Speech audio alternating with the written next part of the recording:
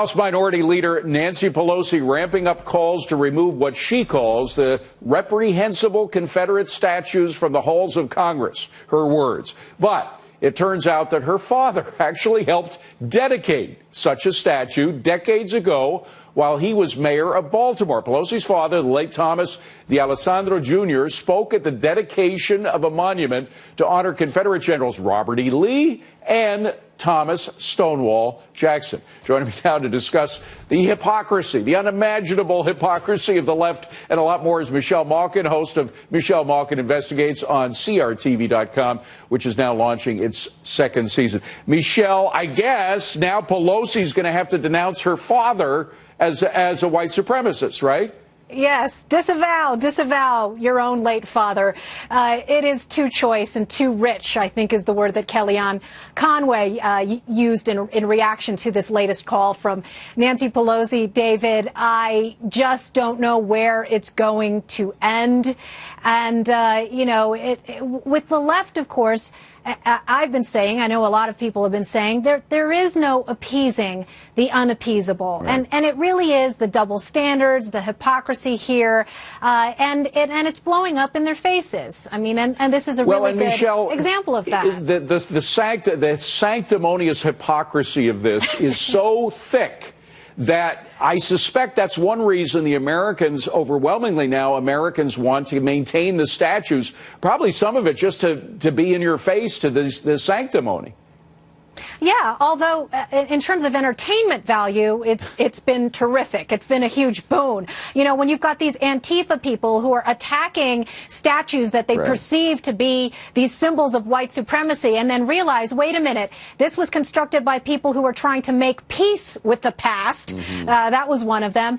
I think it's good. I think sunlight is the best disinfectant. And to see just how far they've overreached, that's another aspect of and a trademark trait of the radical progressive left is they don't know when to stop. They can't help themselves. On the other hand, Michelle, another group that doesn't know when to stop are the Never Trumpers, some of whom, by the way, some Republicans who are actually in the administration, like Gary Cohn, who continue to rehash this notion that President Trump didn't say enough to condemn the violence in Charlottesville.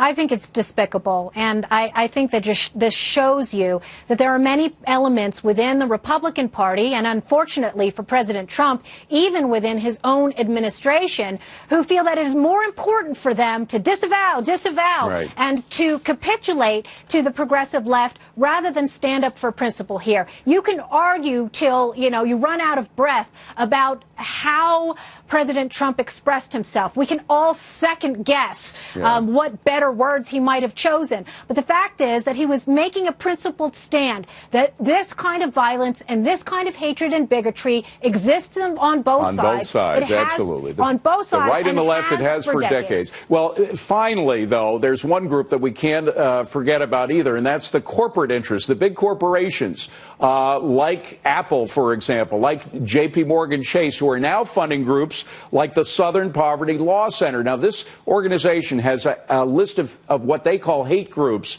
and they include some people who you and I know, like Frank Gaffney, by the way, who has a defense service, like Ayan Hirsi Ali, who's a hero of mine. She has spoken out against Muslim extremism for years.